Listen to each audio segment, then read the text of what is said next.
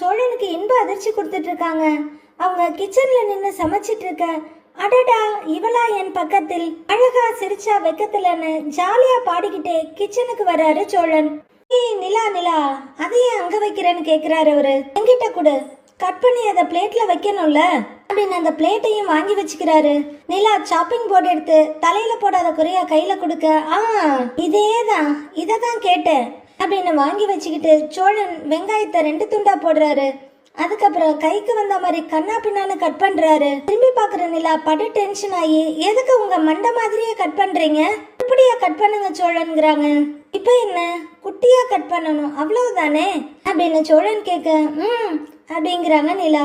இப்ப பாரு அப்படிங்கிற சோழன் ரொம்ப பொடி பொடியா தயிர் பச்சடி கட் பண்ற மாதிரி பண்றாரு. இந்த குட்டி போதுமா அப்படின்னு துளியோண்டு எடுத்து காமிக்க, போதும் போதுங்கிறாங்க நிலா. அவருக்கு கண்ணுல கண்ணீர் கரக்கட்ட ஆரம்பிச்சிடுது. எப்படிதான் வெங்காயத்தை கட் பண்றாங்களோ தெரியல அப்படின்னு புலம்புறவரு நிலான்னு கூப்பிட அவங்க திரும்புறாங்க வடசட்டியை வச்சுட்டு. நீ கேட்ட மாதிரி குட்டி குட்டியா கட் பண்ணி அள்ளிட்ட அப்படின்ற சோழன் பெரிய சாதனை பண்ண மாதிரி இடுப்புல கைய வச்சுட்டு நிக்க, அந்த வெங்காய தோல் என்ன தானா கால் முளைச்சு குப்பைக்கு போகுமா, எடுத்து குப்பையில போடுங்க அப்படின்னு நிலா சொல்ல, கிச்சனுக்குள்ள வந்தது எவ்வளவு பெரிய தப்புன்ற மாதிரி யோசிச்சுக்கிட்டு குப்பைய கையில அள்ளி வச்சுக்கிட்டு இந்த பக்கமும் அந்த பக்கமும் பாக்குற சோழன், எங்க போடுறது நிலான்னு கேக்குறாரு. என் தலைமையில போடுங்கன்னு நிலா சொல்ல, அவரும் சீரியஸா அவங்க தலைமையில வைக்க வர்றாரு. ஏங்க குப்பையில கொண்டு போய் போடுங்க அப்படின்னு நிலா கத்த, சரி சரி சரி அப்படின்னு பின்பக்கம் போய் குப்பையில போட்டுட்டு வர்றாரு சோழன். சரி நிலா குப்பைய போட்டுட்டு வந்துட்டேன், அடுத்து என்ன பண்ணணும்னு கேக்குறாரு. இந்தாங்க தக்காளியை கட் பண்ணுங்கன்னு 2 தக்காளி எடுத்து சோழன் கையில கொடுக்குறாங்க நிலா. சோழன் உள்ள வந்ததுல இருந்து இன்ன வரலாம் கையும் கழுவல, வெங்காயம் தக்காளியும் கழுவுன மாதிரி தெரியல, தக்காளி தானே கட் பண்ணணும் அப்படின்னு அவர் கேட்க, நிலா ஆமான்னு சொல்ல, சரி சரி அப்படின்னு நிலாவை பார்த்துக்கிட்டே கட் பண்ணிட்டு இருக்காரு தக்காளிய. நிலாவை பார்த்துக்கிட்டே மெய் மருந்து தக்காளியை அப்படியே விட்டுட்டு அடுப்பு பக்கத்துல வந்து நிக்க, நிலா இந்த பக்கம் திரும்பினவங்க அப்படியே திரும்புறாங்க. அவங்க முகத்துக்கு ரொம்ப பக்கத்துல அவர் முகம் நிக்குது. 2 பேரும் ரொம்ப அழகான ஒரு ரொமான்டிக் சிரிப்பை பரிமாறிக்கிறாங்க. போதும் போதும் போய் கட் பண்ணுங்க அப்படின்னு நிலா சொல்ல, வெங்காயத்துக்கு தோல் உரிச்சாரா இல்லையான்னு தெரியல, ஆனா தக்காளிக்கு தோலை உரிச்சிட்டு இருக்காரு சோழன். நிலாவும் சின்ன ரசனையோட சிரிப்போட அவரை பாக்குறாங்க. உதவி பண்றாரோ இல்லையோ உபத்திரவம் பண்றதுன்னு முடிவுக்கு வந்துட்ட சோழன் நைஸா நிலா பக்கம் வந்து நிக்கிறாரு. அவங்க வடசட்டியில மஞ்சத்தூளை போட போக இவர் லைட்டா அவங்க மேல இடிக்க அது கீழே சிந்திடுது. சோழன் அப்படின்னு நிலா கொஞ்சம் கோவமா திரும்ப, இல்ல தக்காளி ஸ்லிப் ஆயிடுச்சு அதை பிடிக்க போனேன், அதுதான் என்ன இடிச்சிட்டேனா சாரிங்கிறாரு. உங்களுக்கு தெரியாதான்னு சிடுசிடுக்கிறாங்க நிலா. சாரி தெரியாம அப்படின்னு சோழன் சொல்ல, பாருங்க சோழன் உங்களால சில்லி பவுடர் ஜாஸ்தியா போட்டுட்டேன் அப்படின்னு நிலா சொல்ல, அவரும் வடசட்டியை எட்டி பார்த்துட்டு, சாரி நிலா நான் தக்காளி வேணும்னா எக்ஸ்ட்ரா கட் பண்ணி தரேன்னு மண்டையை சொரிஞ்சிட்டு தக்காளியை கையில எடுக்கிறாரு. இதோட போட்டு மேட்ச் பண்ணிக்கிறியான்னு கேட்க, ஒன்னும் தேவையில்லை அப்படின்ற நிலா ஒரு பெரிய கரண்டி எடுத்துட்டு வந்து கொஞ்சம் எடுத்து டேஸ்ட் பாக்குறாங்க. ஐயோ அப்படிங்கிறவங்க சாப்பாடு காரமா இருக்க போகுதுன்றாங்க. ஸ்டவ் மேல கொட்டின மிளகா பொடியா இல்ல மஞ்சள் தூளான்னு தெரியல, அதெல்லாம் தள்ளி விட்டுட்டு துணியில ஒதுக்கி போட்டு விடுறாங்க. சமையல் செய்யும் போதுதான் முகத்துல கண்டிப்பா எங்கேயாவது அரிக்கும். நிலாவுக்கு அதே மாதிரி நடக்க அவங்க கைய டக்குன்னு நெத்தியில ஒரு தொடைக்க அது எரிய ஆரம்பிச்சிருது. கண்ணுலையும் கொஞ்சம் விழுந்துட்ட, ஐயோ அம்மா அப்படின்னு அவங்க தொடச்சிட்டு நிக்க, என்னாச்சு என்னாச்சு என்னாச்சுன்னு பதறிக்கிட்டு வர்றாரு சோழன். என்னாச்சு நிலான்னு அவர் கேட்க, நிலா கைய உதறி விட்டுட்டு, எல்லாம் உங்களாலதான் வந்துச்சு, சில்லி பவுடரை தொடச்சிட்டு அந்த கையாலேயே கண்ணை தொடச்சிட்டேன் அப்படின்னு மறுபடியும் கண்ணை தேய்ச்சிட்டு இருக்காங்க. சாரி என்ன பண்றது, சரி சரி நீ முதல்ல கண்ணை காமி நான் ஊதி விடுறேன் அப்படின்னு நிலாவோட முகத்தை கைகளால எடுத்து ஊதிக்கிட்டு இருக்காரு சோழன். அதுக்குள்ள அவங்களுக்கு கண்ணெல்லாம் செவந்து போயிடுது. பாவம் எரிச்சல்ல துடியா துடிக்கிறாங்க. இங்க வா முதல்ல முகத்தை கழுவுவா பாத்து அப்படின்னு டேப் கிட்ட கூட்டிட்டு போய் விட அவங்க முகத்தை கழுவுறாங்க. இவரும் தண்ணியை தொட்டு அவங்களோட கண்ணும் முகமெல்லாம் தொடச்சு விடுறாரு. அப்பவும் எரிச்சல் அடங்காம அவங்க கையாலேயே விசிறிக்கிட்டு இருக்க, நிலா இருன்னு ஒரு துண்டோட ஓடி வர்றாரு. இரு நானே தொடச்சு விடுறேன் அப்படின்னு அவங்க முகம் நெத்தி கண்ணனை ரொம்ப சாஃப்டா தொடச்சு விடுறாரு சோழன். ஓகேவான்னு அவர் கேட்க மறுபடியும் கைய வச்சு கண்ணை தேய்ச்சிட்டே இருக்காங்க நிலா. பார்த்து இதெல்லாம் பக்குவமா செய்யணும் அப்படின்னு சோழன் சொல்லிட்டு இருக்காரு. கண்ணு பாருங்க சோழன், கண்ணு ரெட்டா இருக்கான்னு நிலா கேக்குறாங்க. எங்க பாக்குறேன்னு அவங்க முகத்து பக்கத்துல வராரு. கண்ணைய கொஞ்ச நேரம் ரொம்ப ஆர்வமா ஆசையுமா உத்து பாக்குறவரு, இல்ல ஒயிட் அண்ட் பிளாக்ல ரொம்ப அழகா இருக்கு அப்படின்னு சோழன் சொல்ல, நிலாவால அவர்கிட்ட கோவத்தையும் காட்ட முடியல. இங்க கண்ணு வேற எரிஞ்சிட்டு இருக்கு. அவங்க கையாலேயே விசிறிக்கிட்டு நிக்க, ஏன் நிலா இது கூட ஒரு மாதிரி நல்லா இருக்குல்லன்னு கேக்குறாரு சோழன். நாம 2 பேரும் இப்படி சேர்ந்து சமைக்கிறது அப்படின்னு சோழன் கேட்க நிலா டென்ஷன் ஆயிடுறாங்க. நீங்க முதல்ல வெளியில போங்க, நீங்க இங்க இருந்தா சமைக்க முடியாது என்னால அப்படின்னு நிலா சோழனை துரத்துறாங்க. ஏய் நிலா ப்ளீஸ் ப்ளீஸ், நான் இருக்கேனே, இனிமே சமத்தா இருந்துக்குவேன், ப்ளீஸ் நிலா அப்படின்னு அவர் கெஞ்சிட்டு இருக்க. சரி போய் தக்காளியை கட் பண்ணுங்க அப்படின்னு நிலா முகத்தை சுருக்கிட்டு சொல்ல, சரி சரின்னு மண்டை பிச்சுக்கிட்டே போறாரு அவரு தக்காளி போர்டு கிட்ட போய் நிக்க நிலா அடுப்புகிட்ட வேலையை ஆரம்பிக்கிறாங்க. ஏன் நிலா அப்படின்னு சோழன் கூப்பிட திரும்பி பாக்குறாரு. நாம 2 பேரும் இப்படி சேர்ந்து சமைக்கிற அழகே அழகு இல்ல அப்படின்னு டன்னா வழியிறவரு. பேசாம நாம 2 பேரும் தனி குடித்தனம் போயிடலாமா அப்படின்னு சோழன் கேட்க, ஏன் நாள் முழுக்க சமைச்சுக்கிட்டே இருக்க போறோமா அப்படின்னு நிலா கேக்குறாங்க. இல்ல எல்லாத்துலயும் ஒரு ரொமான்ஸ் பண்ணலாம்ல அப்படின்னு சோழன் சொல்ல, ஒன்னும் சொல்லாம திரும்பிக்கிறாங்க நிலா. வீட்டுல இத்தனை பேர் இருக்கிறது கொஞ்சம் டிஸ்டர்பன்ஸா இருக்கே, நீ ஓகேன்னு சொல்லிட்டா நாம தனியா போயிடலாங்கிறாரு சோழன். நிலா எதுவும் பேசாம கரண்டி எடுத்துட்டு திரும்புறவங்க, சோழன் இந்த கரண்டிய புடிங்கல அப்படின்னு நீட்ட அவரும் யதார்த்தமா பிடிக்க, அவ்வளவுதான் கொதிக்கிற கரண்டி வடசட்டியில இருந்தது. கைய சரியா பதம் பார்த்துட்டு ஐயோ அம்மா அம்மாமா அப்படின்னு அம்மாவோட தலைமுறையவே துணைக்கி கூப்பிடுறாரு.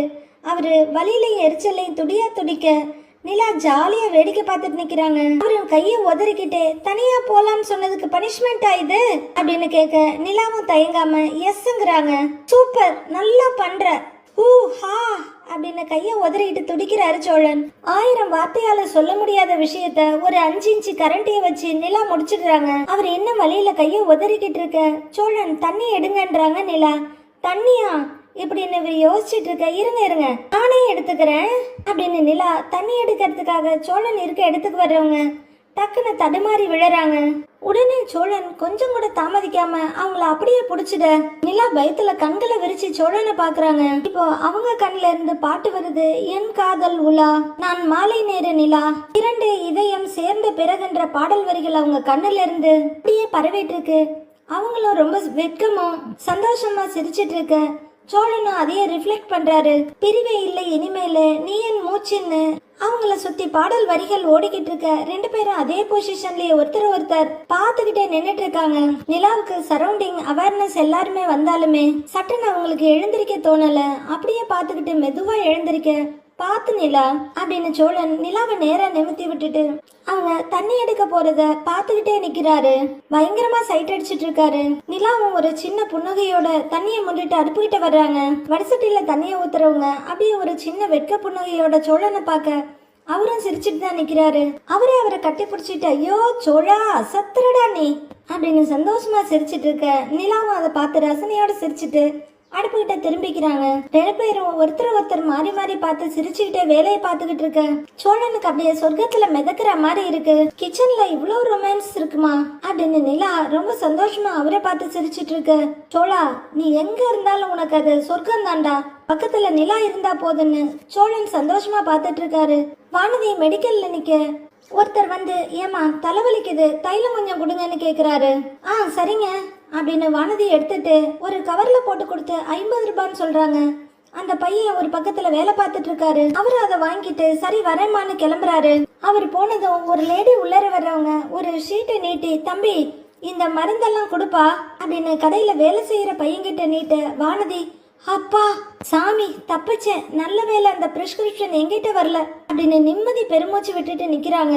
அந்த பையன் செல்வம் மெடிசன்ஸ் எல்லாம் எடுத்துக்கிட்டு இருக்க ஒரு பெரியவர் வராரு. அம்மாடி காலையில இருந்து 4-5 தடவை லூஸ் மோஷன் ஆயிடுச்சு, உடம்பு சோர்வா இருக்கு, நீர் கோத்த மாதிரி தலையெல்லாம் வின்னு வலிக்குது, 2 மாத்திரை இருந்தா குடும்பம்னு அவர் கேக்குறாரு. டாக்டர் உள்ளதான் இருக்காரு போய் பாருங்கன்னு வானதி சொல்ல டாக்டர் கிட்ட போனா காசு கேட்பாருங்கிறாரு பெரியவரு. என்ன சும்மா பாப்பாரா, அவரு கம்மியா தான் வாங்குவாரு, போய் அவரை பார்த்துட்டு வாங்கன்னு வானதி சொல்றாங்க. பிரச்சனை எனக்கு இல்லம்மா, என் பொண்டாட்டிக்கு தான் முடியல, அவளுக்கு வாங்கதாமா வந்தேங்கிறாரு அவரு. இப்படி எல்லாம் மெடிக்கல்ல கேட்டு மாத்திரை வாங்கி சாப்பிட கூடாது.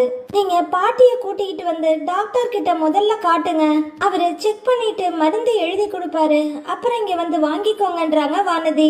பெரியவர் அப்படியே தயங்கிட்டு நிக்க இதுக்கெல்லாம் செலவு பண்ண யோசிக்காதீங்கன்றாங்க வானதி. இல்லம்மா அப்படின்னு அவரு தயங்கிட்டே நிக்க, பாட்டி சீக்கிரம் நல்லா ஆகணும்ல அப்படின்னு வானதி கேட்க, ஆமாம்மா காலையில இருந்து எரிஞ்சு எரிஞ்சு விழறாமா, அதான் மருந்து வாங்க வந்தேன். சரிம்மா நான் அவளையே கூட்டிக்கிட்டு வரேன் அப்படின்னு பெரியவர் அங்கிருந்து திரும்பி போக கடைப்பைய மெடிசன் எடுத்து கொடுத்து முடிச்சிருக்காரு அந்த லேடிக்கு. அப்பாடா அப்படின்னு மறுபடியும் ஒரு நிம்மதி பெருமூச்சை வானதி விட்டுட்டு இருக்க. என்னாச்சுக்கான்னு கேட்குறாரு அந்த பையன். அந்த தாத்தாவோட ஒய்ஃபுக்கு லூஸ் மோஷன் போகுதான், ரொம்ப சோர்வா இருக்காங்களாம், நீர் கோத்துக்கிட்டு தலை வேற வலிக்குதான், இவ்வளவையும் சொல்லி மாத்திரை கேக்குறாங்கடா அப்படின்னு வானதி சொல்ல அந்த பையன் பார்த்துக்கிட்டே நிக்கிறாரு. நான் என்ன டாக்டரா, செக் பண்ணி பார்த்துட்டு மாத்திரை கொடுக்கறதுக்கு? தலைவலி காய்ச்சல் நான் மருந்து கொடுக்கலாம், இவ்வளவு பிரச்சனை இருந்தா டாக்டரை தானே பார்க்கணும். அதுதான் அவங்க ஒய்ஃபை கூட்டிட்டு வர சொல்லி அனுப்புனேன்றாங்க வானதி. செல்வம் சிரிப்போடு அப்படியே வெளியே பாக்குறாரு. நிறைய பேர் இப்படிதான்க்கா விதவிதமான சிம்டம்ஸ் எல்லாம் வந்து சொல்லுவாங்க. அன்னைக்கு ஒருத்தர் முடி நிறைய வளருது, என்ன சாப்பிட்டாலும் சத்தெல்லாம் முடிக்கே போயிடுது, அதனால முடியெல்லாம் வளராம இருக்க ஏதாவது மருந்து இருக்கான்னு கேக்குறாரு. இதுக்கெல்லாம் என்னக்கா சொல்றது அப்படின்னு அந்த பையன் கேட்க இவருங்களும் சிரிச்சுட்டே பாக்குறாங்க. ஐயோ அப்படின்னு வானதி திரும்ப டாக்டர் அங்க வர்றாரு. செல்வம் கூப்பிட சார்னு படார்னு திரும்புறாரு. நான் என்ன மருந்து எழுதி கொடுத்தாலும் அந்த மருந்து இல்ல, அதே மாதிரி வேற கம்பெனி மருந்து இருக்குன்னு சொல்லி கொடுக்குறீங்களாமே, காலையில இருந்து 3 பேஷண்ட்ஸ் கம்ப்ளைண்ட் கொடுத்துருக்காங்க அப்படின்னு டாக்டர் கொஞ்சம் கோவமா கேட்க, இல்லைங்க சார் 2 மருந்து தான் இல்ல, அதுக்கு பதிலா வேற மாத்தி கொடுத்துட்டேன்றாரு செல்வம். நான் என்ன மருந்து எழுதி தருவேன்னு உங்களுக்கு நல்லாவே தெரியும், அதை ஸ்டாக் வச்சுக்கிறது இல்லையா அப்படின்னு அவரு கொஞ்சம் கோவமா கேட்க வானதியை திருத்தன்னு முழிக்கிறாங்க. கம்மியான விலையில மருந்து எழுதி கொடுத்தா நீங்க அதை விட ஜாஸ்தியான விலையில இருக்கத கொடுக்குறீங்களாமே, அதை எப்படி மக்கள் வாங்கிக்குவாங்க? இனிமே இது ரிப்பீட் ஆகாம பாத்துக்கங்கன்னு சொல்றாரு டாக்டர். ஓகேங்க டாக்டர் அப்படின்னு அந்த பையன் சொல்ல, இனிமே இப்படி நடக்காம பாத்துக்கிறோம் டாக்டர் அப்படின்னு வானதி சொல்ல, அப்பதான் வானதியை பார்த்தவரா, ஓ சாரி நீங்க இங்கதான் இருக்கீங்களா, நான் கவனிக்கவே இல்லங்கிறாரு டாக்டர். வானதி ஒரு மாதிரி சங்கடமா பார்த்துட்டு நிக்க, நீங்களே சொல்லுங்க வானதி, சுத்தி 2-3 கிளினிக் இருக்கு, அதெல்லாம் விட்டுட்டு மக்கள் நம்மள தேடி வர்றாங்க, அப்ப கம்மியான விலை மருந்து தானே நாம கொடுக்கணும்னு டாக்டர் கேக்குறாரு. கண்டிப்பாங்க சார், நீங்க சொல்லும் போதுதான் இப்படி ஒரு விஷயம் இருக்குன்னு எனக்கே தெரியுது, நான் இனிமே கரெக்ட் பண்ணிக்கிறேன் அப்படின்னு வானதி சொல்ல, வெரி குட். ஆமா நீங்க எப்ப படிச்சு முடிச்சீங்கன்னு கேக்குறாரு டாக்டர். நான் இந்த வருஷம் தாங்க சார் காலேஜ் முடிச்சேன் அப்படிங்கிற வானதி. நீங்க என்ன கேட்க, நான் படிச்சு முடிச்சு 3 இயர்ஸ் ஆகுது, முதல்ல MBBS பண்ணேன், அப்புறம் MS முடிச்சேன் அப்படின்னு டாக்டர் சொல்ல, ஓ சென்னையில தான் படிச்சீங்களாங்க சார் அப்படின்னு வானதி கேட்க அவரு பதில் சொல்லாம சிரிக்கிறாரு. சாரி நான் நிறைய கேள்வி கேட்குறேன் போல, இந்த பக்கம் உங்களை எப்பயாச்சும் தான் பார்க்குறேன்னா அதுதான்றாங்க வானதி. இட்ஸ் ஓகே, உங்களுக்கும் என்னை பற்றி தெரியணும்ல, நான் சென்னையில தான் படித்தேன், திருவள்ளூர் மெடிக்கல் காலேஜில் படித்தேன்றாரு டாக்டர். நான் படித்து முடித்தது எல்லாமே சென்னையில தான் அப்படின்னு அவர் சொல்ல, ஓகேங்க டாக்டருங்கிறாங்க வானதி. படிச்சு முடிச்ச உடனே பிராக்டிஸை ஸ்டார்ட் பண்ணிட்டேன், கிளினிக் வச்சுட்டேன்றாரு அவரு.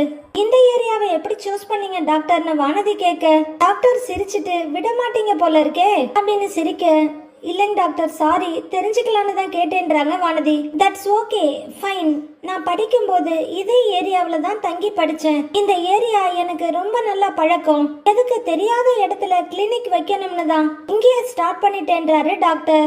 இதுக்கு முன்னாடி இருந்த கடை ஓனர் கூட எங்க ஊர் தான், எனக்கு நல்ல பழக்கம், நான் தான் அவரை மெடிக்கல் ஷாப் வைக்க சொல்லி இருந்தேன், ஆனா இப்ப அவர் ஒய்ஃபுக்கு முடியல, அவரு அவங்கள பாத்துக்கணும்ல, அதனாலதான் இந்த கடையை உங்களுக்கு ரெண்டுக்கு கொடுத்துட்டாருன்றாரு டாக்டர். சரிங்க டாக்டர் அப்படிங்கிற வானதி ஒரு சிரிப்போட கொஞ்சம் தயங்கிக்கிட்டே, இன்னும் ஒரே ஒரு கேள்வி கேட்டுக்கவான்றாங்க. கேளுங்கன்னு டாக்டர் சொல்ல, இல்ல பொதுவாகவே டாக்டருக்கு படிக்கிறவங்க எல்லாம் ஒன்று ஃபாரின்ல போய் படிப்பாங்க, இல்ல ஃபாரினுக்கு போய் வேலை பார்ப்பாங்கன்னு கேள்விப்பட்டிருக்கேன், நீங்க அப்படி இல்லையோன்னு வானதி கேக்குறாங்க. நமக்கு எங்க கம்ஃபர்டபுளா இருக்கோ அங்கதானே வேலை பார்க்க முடியும், எனக்கு ஃபாரினுக்கு போறதுக்கெல்லாம் இன்ட்ரெஸ்ட் வரலன்னு டாக்டர் சொல்லிட்டு இருக்கும் போதே இந்த பெரியவர் அவங்க ஒய்ஃபை கூட்டிட்டு வர்றாரு. ஓகேங்க டாக்டர் அப்படின்னு வானதி சொல்ல, அங்க நில்லு அப்படின்னு பெரியவர் அவங்க ஒய்ஃபை கொஞ்சம் உள்ளர நடத்தி கூட்டிட்டு வர்றாரு. அம்மாடி என் பொண்டாட்டிய கூட்டிக்கிட்டு வந்துட்டேன், டாக்டர் இருக்காரான்னு பெரியவர் கேக்குறாரு. தாத்தா இவர்தான் டாக்டர் அப்படின்னு வானதி சொல்ல, அப்படியா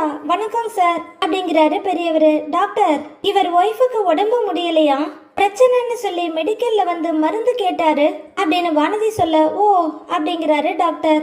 நான் தான் அவரை உங்க ஒய்ஃப டாக்டர் கிட்ட கூட்டிட்டு வாங்கன்னு சொன்னேன். அதுதான் கூட்டிட்டு வந்திருக்காருன்றாங்க வானதி. ஓ அப்படிங்கிற டாக்டர் பெரியவர் பக்கம் திரும்பி, என்ன மெடிக்கல்ல மாத்திரை வாங்கி சாப்பிடலாம் நினைச்சீங்களா? அப்படிலாம் பண்ணக்கூடாது, வயசாகுது இல்ல, நான் செக் பண்ணிட்டு கொடுக்குற மருந்து மட்டும்தான் நீங்க சாப்பிடணும், சரியான்னு கேக்குறாரு. வாங்க செக் பண்ணிக்கலாம் அப்படின்னு டாக்டர் கூப்பிட, சரிங்க டாக்டர் அப்படிங்கிற பெரியவர் வான்னு ஒய்ஃபை கூட்டிட்டு நடக்கிறாரு. செல்வம் மெடிசன் எடுத்து அடுக்கிக்கிட்டு இருக்க, நல்ல டாக்டரா இருக்காருல்ல, நல்லாவும் பேசுறாரு பாரு அப்படின்ட்டு வானதி கேட்க, ரொம்ப நல்லா பேசுவாருக்கா. சில டாக்டர்ஸ் எல்லாம் உருன்னு இருப்பாங்க, ஆனா இவர் அப்படி இல்ல, நல்லா பண்பா பேசுவாரு, அதனாலதான் இவர்கிட்ட நிறைய பேஷண்ட் வருவாங்கக்கா அப்படின்னு செல்வம் சொல்றாரு. நல்லதுதான், அவருக்கு நிறைய பேஷண்ட்ஸ் வந்தா நமக்கு நிறைய நல்ல வியாபாரம் ஆகும்ல அப்படின்னு வானதி சொல்ல, ஆமாக்கான்னு சிரிக்கிறாரு செல்வம். ஆமா, நீ ஏன் கம்மியா இருக்க கம்பெனியெல்லாம் கொடுக்காம விலை ஜாஸ்தியா இருக்க கம்பெனியை கொடுக்குறியா அப்படின்னு வானதி கேட்க, அக்கா நமக்கு லாபம் வர வேணாமா? டாக்டர் அப்படிதான் சொல்லுவாரு, நாம அதெல்லாம் பண்ணணும்னு அவசியம் இல்லக்கா அப்படின்னு செல்வம் தொழில் நுணுக்கத்தை சொல்லி கொடுக்கறாரு. செல்வம் டாக்டர் என்ன சொல்றாரோ அதை தான் நாம கொடுக்கணும், புரிஞ்சுதான வானதி கேட்க, அவரு பல்லெல்லாம் மூடிக்கிட்டு மூணு தலையாட்டுறாரு. அப்புறமா நான் டாக்டர் கிட்ட லிஸ்ட் வாங்கி கொடுக்கறேன், அவர் சொல்ற கம்பெனி மருந்துங்களை ஸ்டாக் வச்சுக்கிட்டா மட்டும் போதும், புரியுதான்னு வானதி கேட்க, அந்த பையன் கொஞ்சம் மிரண்டு போய் ஓகேன்னு தலையாட்டுறாரு. போய் வேலையை பாரு அப்படின்னு முதலாளியா மாறிடுறாங்க வானதி. சரிக்கான அவரு வேலையை பார்க்க ஆரம்பிச்சிடுறாரு. அடேங்கப்பா, வானதி நாளுக்கு நாள் ரொம்ப உயர்ந்துகிட்டே போறாங்களே. வீட்டுல நடேசன் போன்ல யார்கிட்டயோ நின்று பேசிட்டு இருக்க, நிலா ஹாலை கூட்டிக்கிட்டு இருக்காங்க. நீ ஒன்னும் கவலைப்படாதடா, எல்லாமே சீக்கிரமே சரியாயிடும், சும்மா போட்டு குழப்பிட்டு கிடக்காம ஃப்ரீயா விடு, நாம இத பத்தி ஈவினிங் டீ கடையில பேசுவோம் என்ன வையே அப்படின்னு அவர் சொல்லிட்டு இருக்க. நிலா எல்லா இடத்தையும் கூட்டிட்டு குப்பையை கொண்டு போய் வெளியே கூட்டிட்டு உள்ளர வர்றாங்க. என்ன அங்கிள் இவ்வளவு சீரியஸா பேசிட்டு இருக்கீங்க அப்படின்னு நிலா வந்து நின்னு கேட்க, அது வேற ஒண்ணும் இல்லம்மா, என் ஃப்ரெண்டு தான் பேசிக்கிட்டு இருந்தான், அவன் பொண்ணுக்கு ரொம்ப நாளா மாப்பிள்ள தேடிக்கிட்டு இருக்கிறான், அது ஒண்ணுமே செட் ஆக மாட்டேங்குது, இப்ப ஆணி வேற பிறக்க போகுதா, அதான் அந்த மாப்பிள்ள பாக்குற வேலைய 1 மாசம் தள்ளி போடுறான்னு சொல்றான் அப்படின்னு நடேசன் சொல்றாரு. ஏன் அங்கிள் ஆடி மாசம்னா கல்யாணம் பண்ண மாட்டாங்களா அப்படின்னு நிலா கேட்க, ஆமாமா, அப்பெல்லாம் ஆடி மாசத்துல கல்யாணம் பண்ணினா சித்திரை மாசத்துல குழந்தை பிறக்கும், நல்ல உச்சி வெயில், பயங்கரமா வெயில் அடிக்கும், அது குழந்தைக்கு ஆகாது, அப்பெல்லாம் இப்ப மாதிரி ஏசியும் கிடையாது, தடுப்பூசியும் கிடையாது, அது தாய்க்கும் குழந்தைக்கும் கஷ்டமாயிடும்ல, அதனால ஆடி மாசம் கல்யாணம் பண்ணிக்க மாட்டாங்க அப்படின்னு நடேசன் சொல்ல, ஓ அதனாலதான் இப்ப கூட ஆடி மாசத்துல ஹஸ்பண்ட் அண்ட் ஒய்ஃபை பிரிச்சு வைக்கிறாங்களா அப்படின்னு நிலா கேட்க, அப்ப பிரிச்சு வச்சாங்க, இப்பெல்லாம் அது இல்லையேங்கிறாரு பெரியவரு. கரெக்ட் தான் அங்கிள், அப்படின்னா கூட மாப்பிள்ள பாக்குறது எதுக்கு தள்ளி போடணும்னு நிலா கேக்குறாங்க. அதத்தம்மா நானும் சொல்றேன், மாப்பிள்ள பாக்குறதுக்கு ஆடியா இருந்தா என்ன ஆவணியா இருந்தா என்ன, வருஷத்துல 12 மாசமா பாக்கலாம், இத சொன்னா அவன் கேட்க மாட்டேங்கிறாங்கிறாரு நடேசன். அதுக்கு என்கிட்ட ஒரு சொல்யூஷன் இருக்குன்னு நிலா சொல்றாங்க. சொல்யூஷனா? என்ன சொல்யூஷன் அப்படின்னு நடேசன் கேட்க, தமிழ் மேட்ரிமோனிங்கிறாங்க நிலா. அவரு புரியாம பார்க்க, தமிழ் மேட்ரிமோனி தான் தமிழர்களுக்கான பெரிய திருமண சேவை, இந்த ஆப்ல லட்சக்கணக்கான ப்ரொஃபைல்ஸ் இருக்கு அப்படின்னு நிலா சொல்ல, அப்படின்னு சீரியஸா கேக்குறாரு. தமிழ் மேட்ரிமோனி மூலமா லட்சக்கணக்கான கல்யாணம் சக்சஸ்ஃபுல்லா நடந்து முடிஞ்சிருக்கு அப்படின்னு நிலா சொல்ல, அப்படியான்னு ஆச்சரியமா கேக்குறாரு. ஒரு நிமிஷம் அங்கிள் அப்படின்னு நிலா மொபைல் எடுத்துட்டு வர, என்னவா இருக்கும்னு யோசிச்சுட்டு நிக்கிறாரு இவரு. இதெல்லாம் எப்படி அப்படின்னு யோசிச்சுட்டு இருக்க, நிலா மொபைல்ல டக்கு டக்குன்னு எதையோ தட்டி அவர்கிட்ட காட்டுறாங்க. அவரு ஆனதை ஆச்சரியமா பாக்குறாரு. ஸ்கிரீன்ல தமிழ் மேட்ரிமோனின்னு போட்டு ஆடி ஃபுல்லா ஃப்ரீ அப்படின்னு போட்டிருக்கு, ஆடி ஆஃபர் அனௌன்ஸ் பண்ணிருக்காங்க அப்படின்னு நிலா சொல்ல, அவரு உள்ளர போய் வரன்கள்லாம் பாக்குறாரு. அது என்னமா ஆடி ஆஃபர்னு அவர் கேட்க, ஆடியில மெம்பர்ஷிப் எடுத்தா ஆடி ஃபுல்லா ஃப்ரீ அப்படின்னு நிலா சொல்ல, ஃப்ரீயா அப்படின்னு அவரு வாய திறக்கிறாரு. ஆமா அங்கிள், ஃப்ரீ தான், இப்பவே உங்க ஃப்ரெண்டு கிட்ட போய் சொல்லுங்க, தமிழ் மேட்ரிமோனில அவங்க ஆடியில வரன் தேடி ஆவணியில நிச்சயமே பண்ணிடலான்றாங்க நிலா. அட இது நல்லா இருக்கே, இத புடி, நான் உடனே போய் நேர்லயே சொல்லிட்டு வந்துடுறேன் அப்படின்னு நிலா கிட்ட மொபைல திருப்பி கொடுக்கறாரு நடேசன். சிரிப்போட பாக்க, இது நல்ல ஐடியாவா இருக்கே அப்படின்னு அவரு வரிஞ்சு கட்டிட்டு ஓடிட்டு இருக்காரு. ராமேஸ்வரத்துல ஒரு தெருவுல அரை இருட்டுல நிக்கிறாரு சேரன்.